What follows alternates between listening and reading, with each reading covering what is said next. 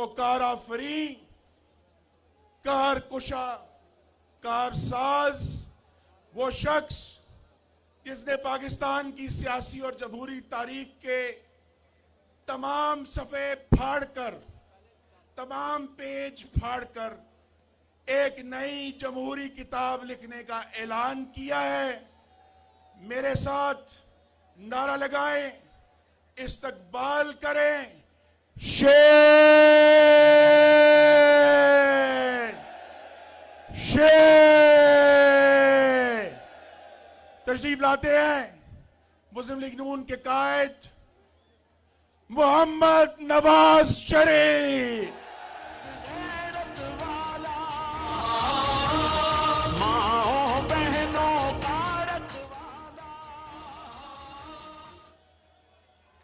बिस्मिल्लाहिर्रहमानिर्रहीम।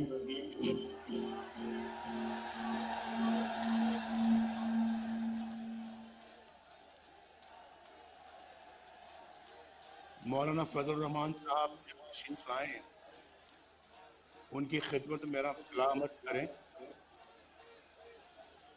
मैं उन्हीं का इंतज़ार कर रहा था, तो अब मैं आपसे मुखातिब होता हूँ। जनाब बिलावर जरदारी भुट्टो साहब, जनाब महमूद खान अचकजई साहब, प्रोफेसर साजिद मीर साहब, डॉक्टर मोहम्मद मालिक साहब,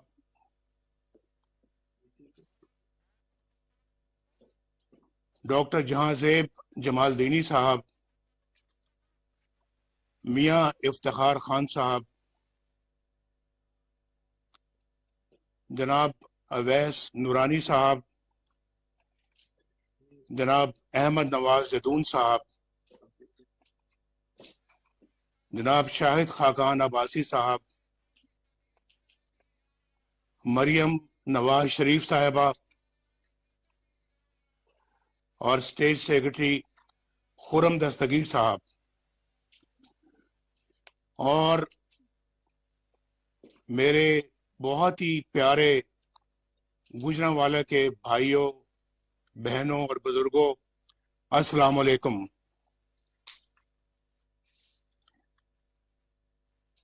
मेरी आवाज आप तक पहुंच रही है? जरा हाथ खड़ा करके बताएं। यहाँ पूरी स्क्रीन पे वो जलसा सा ले मेरी छोड़ दें। आ रही है मेरी आवाज आपको?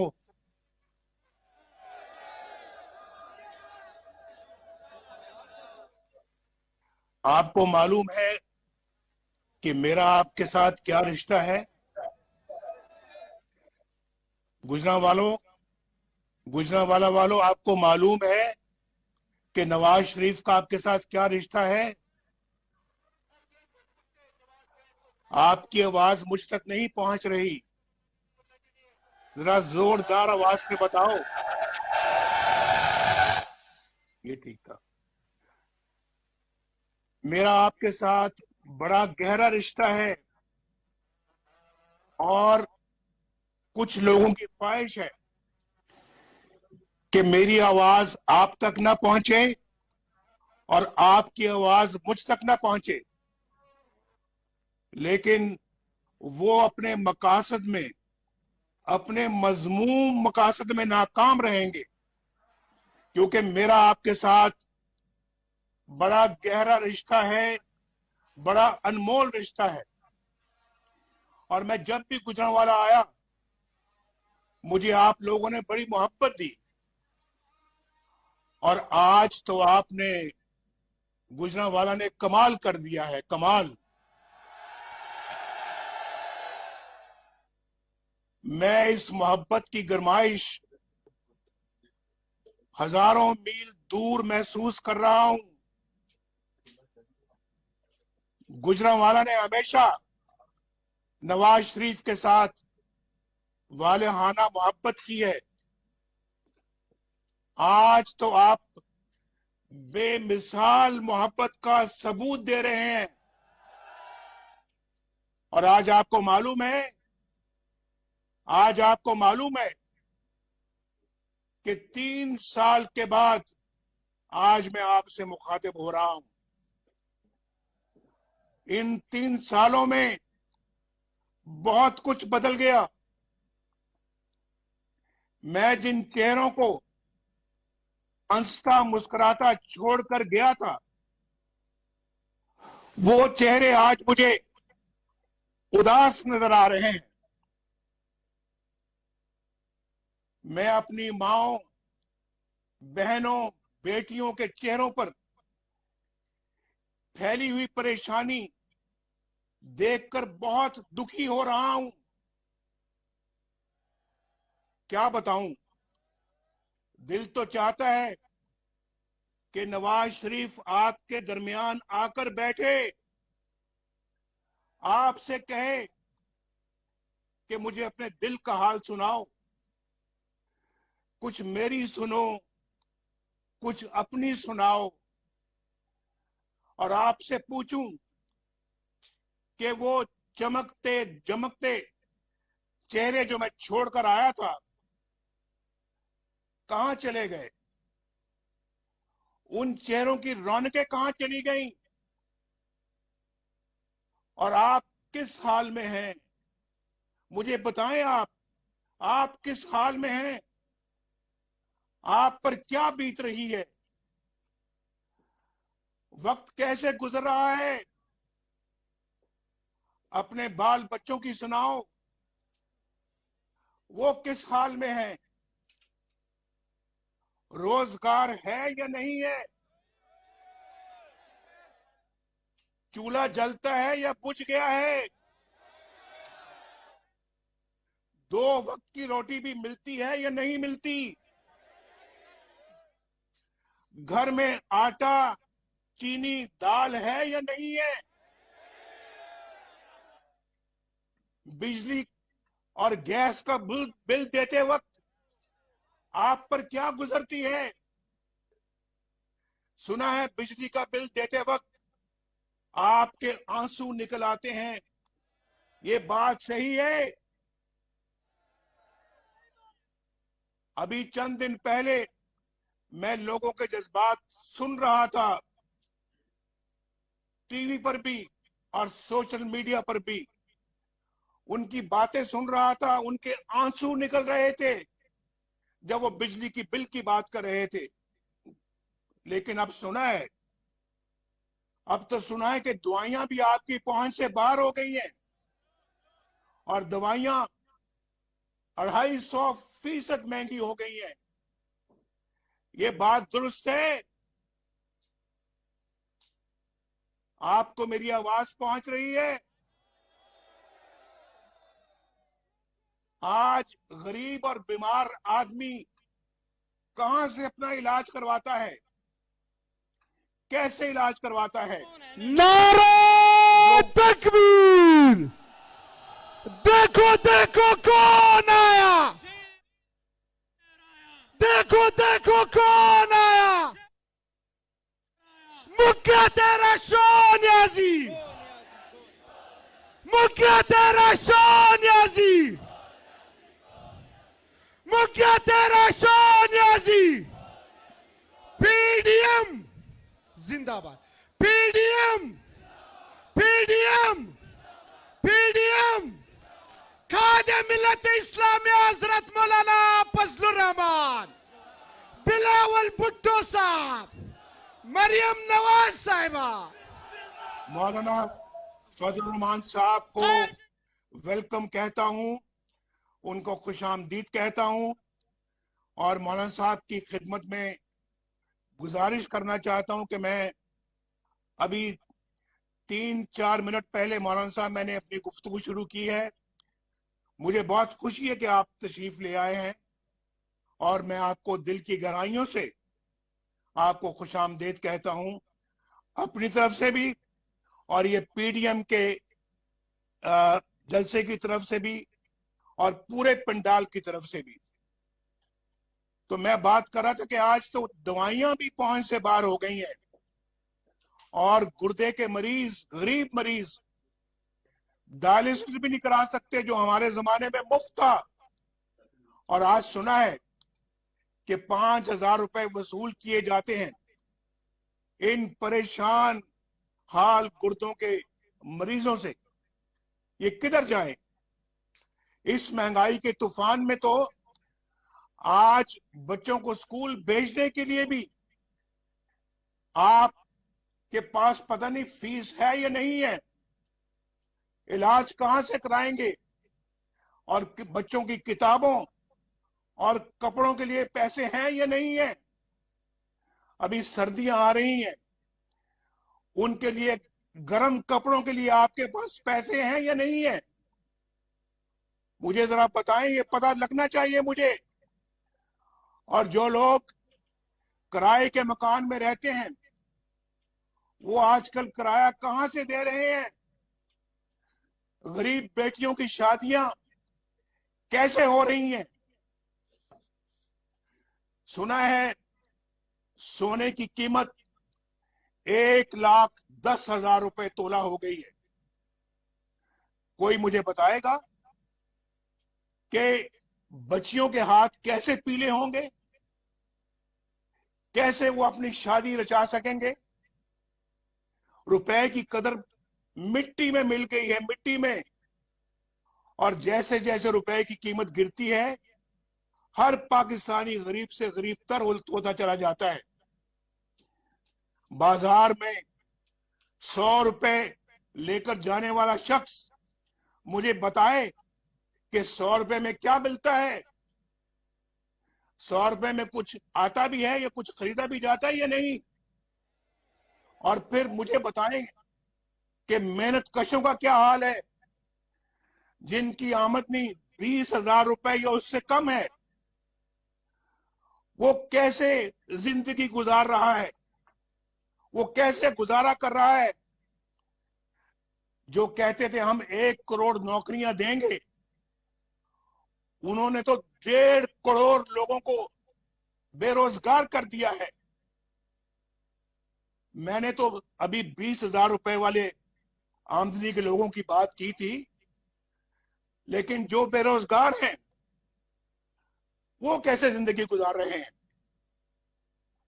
मुझे जरा बताएं। मेरे दिल पे हाथ पड़ता है जब मैं ये सोचता हूं कि जो बेरोजगार हैं, जरिया आमदनी कोई नहीं है, घर का किराया भी देना है, माँ बाप के लिए, बूढ़े लोगों के लिए दवाइयां भी लानी है, बच्चों को स्कूल भी पढ़ाना है, रोजमर्रा के अखराजात भी बर्दाश्त करने हैं, बिजली का बिल भी देना है, गैस का बिल भी देना। वो क्या कर रहा है? वो किसके पास बेचारा जाके अपनी फरियाद करता है? इन्होंने तो कहा था कि हम 50 लाख घर देंगे। मुझे बताया जाए, क्या किसी को एक भी घर मिला है? किसी को एक भी घर दिया है? सुना है, मैंने सुना है कारोबारी हालात बहुत खराब हैं। नवाज शरीफ आपके एक एक दुख और तकलीफ से वाकिफ है, उसे आपके एक एक आंसू का एहसास है।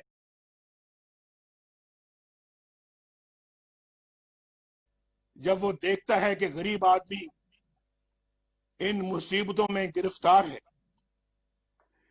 मेरी रातों की नींद चली जाती है जब मुझे ये ख्याल आता है कि आपके बच्चे भूखे सोते हैं। मेरा दिल रोता है जब बिजली का बिल आप पर बिजली बनकर गिरता है।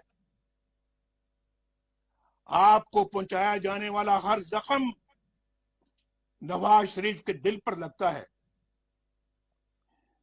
अभी 3-4 रोज पहले मुझे मालूम हुआ कि रोटी 10 रुपए कर दी गई है।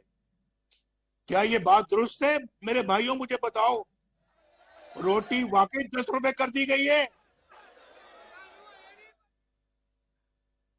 भाई 71 साल लगे, ये गौर से सुनो मेरी बात, 71 साल लगे आटे को 35 रुपए किलो तक आते आते।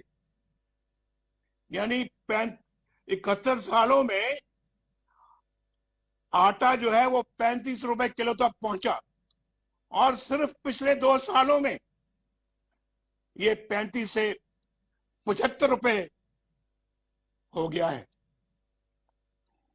मुझे बताएं कि कहां 75 साल, कहां 71 साल, और कहां सिर्फ ये 2 साल। और आज मुझे बताएं कि किस तरह से गरीब गुजारा करता है एक मजदूर या बेरोजगार। एक वक्त में 2 रोटियां भी खाए तो महीने के 1200 रुपए कहां से लाए, और जिसके घर में 6 लोग हों खाने वाले, वो 7000 रुपए सिर्फ रोटी के लिए, सिर्फ रोटी के लिए कहां से लेकर आएगा, जबकि दालें और सब्जियां भी इस कदर महंगी हो गई हैं कि वो पहुंच से भी बाहर हो गई हैं। जब बच्चों की स्कूल फीस अदा करने का वक्त आता है, यहां बैठे हुए हैं आप, बहुत सारे बच्चों के बाप यहां पर बैठे हुए हैं, तो जब अपने बच्चों की स्कूल फीस अदा करने का वक्त आता है तो बाप को समझ नहीं आती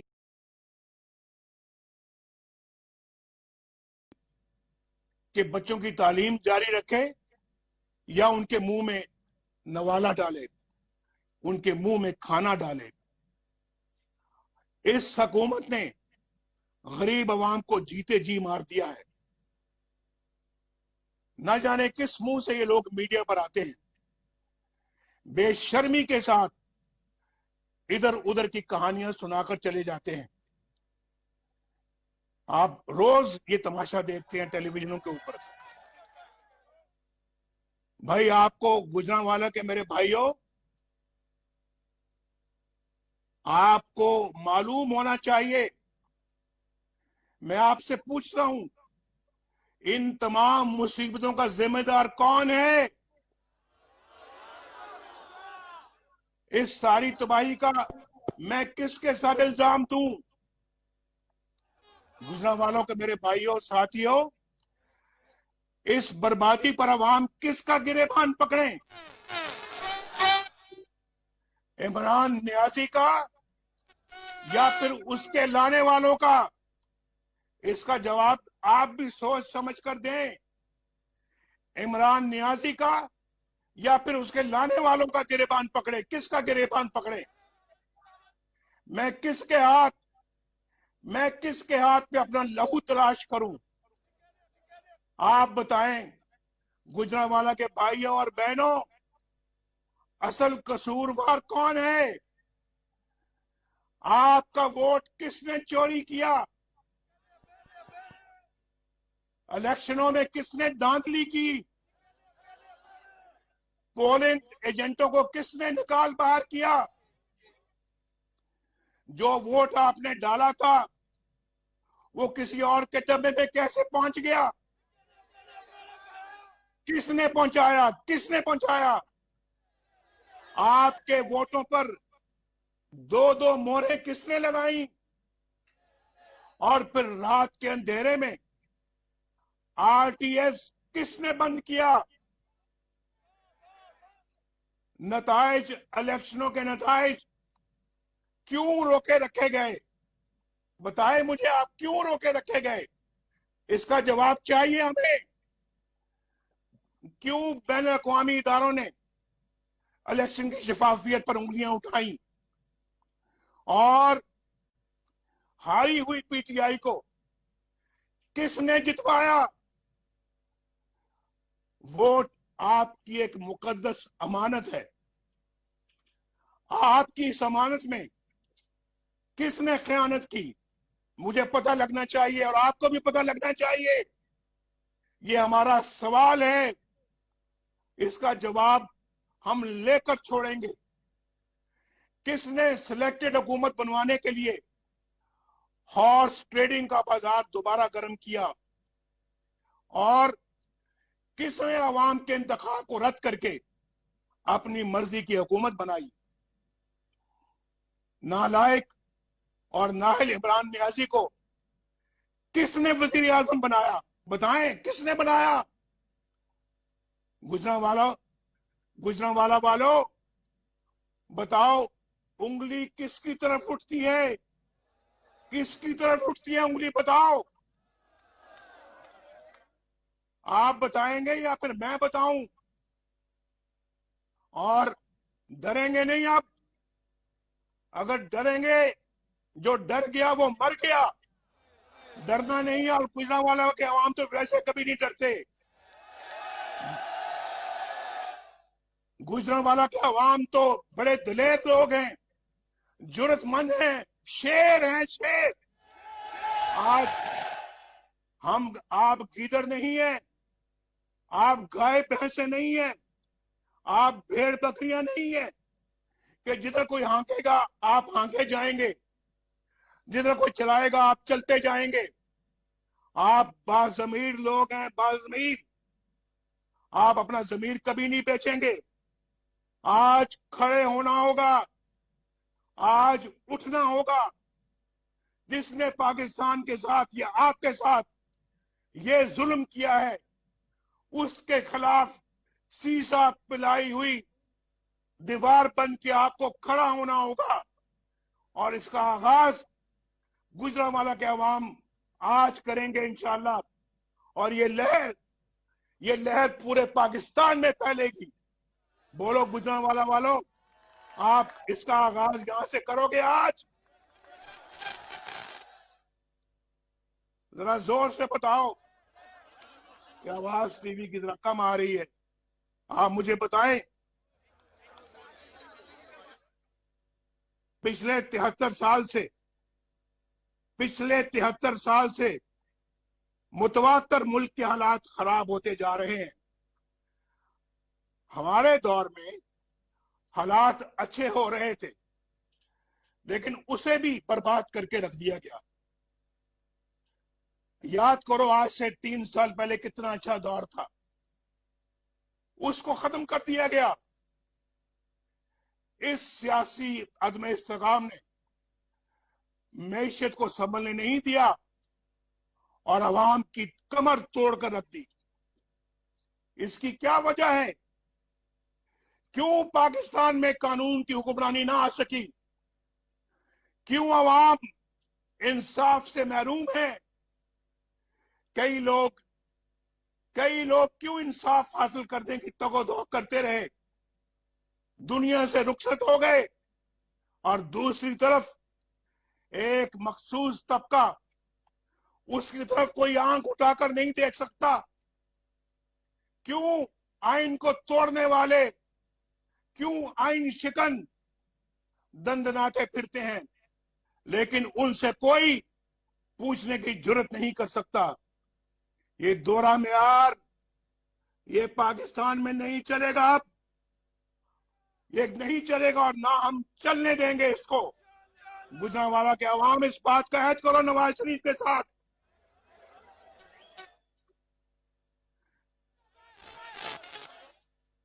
आवाज जरा जब नहीं आती ना, फिर होगा कोई मसला है इसमें। आपका जो रिस्पॉन्स है, आपका जो जज्बा है, वो मुझ तक सही तरह से आपकी आवाज नहीं पहुंच रही। मेरी आवाज आप तक पहुंच रही है या नहीं पहुंच रही? बताओ, हाथ खड़ा करके बताओ। पहुंच रही है आवाज? आपकी आवाज मुझ तक नहीं पहुंच रही, लेकिन अगर मेरी भी पहुंच रही है तो ठीक है, अच्छी बात है। मुझे बताओ कि यहां पे एक डिक्टेटर को आइन शिकनी पर सजा मिली, लेकिन उस अदालत को भी उड़ा दिया गया हवा में। और दूसरी तरफ आपके मुंतखब नुमाइंदों से हमेशा बुरा सलूक किया जाता है। क्यों आपके मुंतखब वज़ीर आज़म के साथ तज़ीक आमेज़ सलूक किया जाता है? क्यों उन्हें काम नहीं करने दिया जाता? क्यों आपके मुंतखब वज़ीर आज़म को अपने 5 साल पूरे नहीं करने दिए जाते? क्यों जगह जगह उनके रास्ते में रोड़े अटकाए जाते हैं? कभी धरना करवाकर रास्ता रोका जाता है, कभी डॉन लीक्स बनाकर, और कभी रिजेक्टेड कहकर वजीर आजम के अहकामात को रद्द कर दिया जाता है।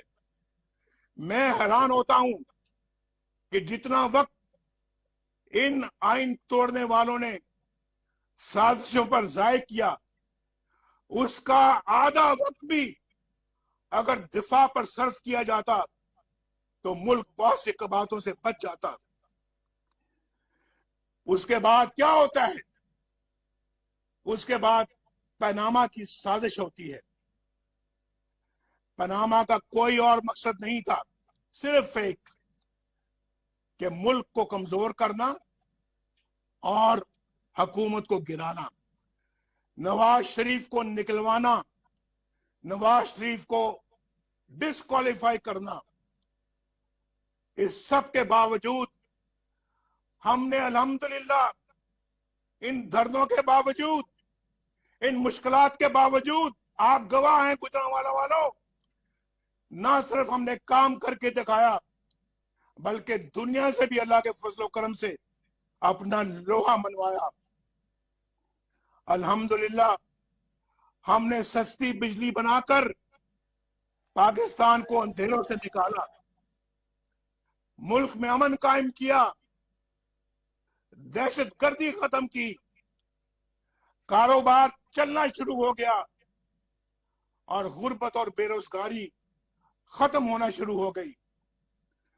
अस्पताल, स्कूल और यूनिवर्सिटियां बन रही थी, मोटरवेज और हाईवेज बन रहे थे।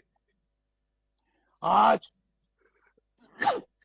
बलूचिस्तान से, सिंध से, केपीके से, पंजाब से और वहां से भी, चित्राल से भी लोग आए हैं, इस जलसे में आए हैं, कायदीन आए हैं और हमारे कायदीन के साथ उनके वर्कर्स भी आए हैं। पूछें कि माशाल्लाह मोटरवे पेशावर से लेके तो सिंध तक पहुंच गई है। उधर बलूचिस्तान में हाईवेज पे तामीर हो रही है, वहां पे जो टनल हमारी चित्राल वाली जो है लवारी टनल, वो बन गई है, हजारा मोटरवे बन गई है। ये सब काम अल्लाह के फजलो करम से हमने अपने ये 3-4 सालों में किए। बिजली के इतने बड़े बड़े कारखाने लगा दिए, ये सारा काम किया और अल्लाह के फजलो करम से आज हमें उसकी खुशी है। अगर पाकिस्तान को उसी तरह चलने दिया जाता, आज पाकिस्तान तरक्की का एक मरकज बन चुका होता इस खित्ते में। पाकिस्तान की तरक्की को दुनिया तस्लीम कर रही थी, दुनिया। पाकिस्तानी रुपया दूसरी तमाम करेंसियों में इस खित्ते में मुस्तहकम था। अगले 10 साल में पाकिस्तान का शुमार दुनिया की 20 बड़ी इकोनॉमीज में होने की पेशगोई की जा रही थी और खुद बैन अवी इदारे भी ये कह रहे थे। वर्ल्ड बैंक और IMF भी पाकिस्तान की तरक्की को तस्लीम कर रहे थे। लेकिन ये तरक्की अफसोस दर अफसोस, ये तरक्की अवाम का मैंडेट चोरी करने वालों को रास नहीं आई। उनसे बर्दाश्त नहीं हुआ कि नवाज शरीफ अपने मिशन में कामयाब हो जाए और वोट को इज्जत मिल जाए। नवाज शरीफ अकेला नहीं था, हमारे PDM के लीडर्स भी बहुत सारे नवाज शरीफ के साथ थे, उस हुकूमत में उनका भी हिस्सा था। वो आज स्टेज पर बैठे हुए हैं, तो उनको ये रास नहीं आया कि इनकी हुकूमत कामयाब हो जाए और वोट को इज्जत मिले। आपने 2-2.5 साल इन लोगों को भुगता है। आज आपको मालूम हो चुका है गुजरांवाला के मेरे दोस्तों कि वोट को इज्जत दो की क्या अहमियत है। वोट को इज्जत दो किसको कहते हैं? आज आपको इसका एहसास हो रहा है या नहीं हो रहा? मुझे आवाज देकर बताओ।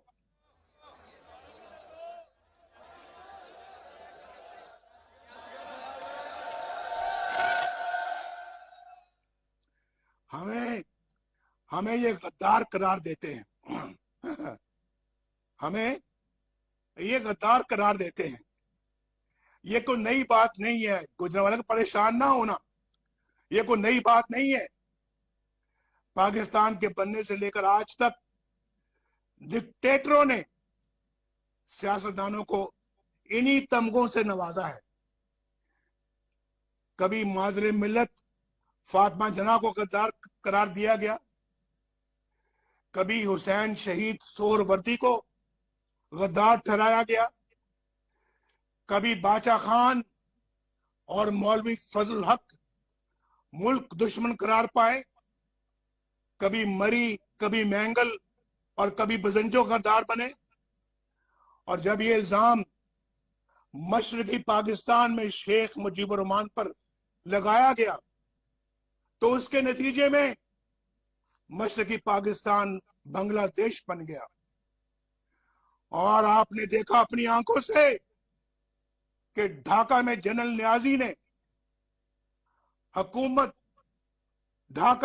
नियाजी ने दुनिया की तारीख में पहली बार खुलेआम इंतहाई जिल्लत में इस तरीके से हथियार डाले। लेकिन गद्दार कौन है? सियासतदान। गद्दार कौन है? नवाज शरीफ।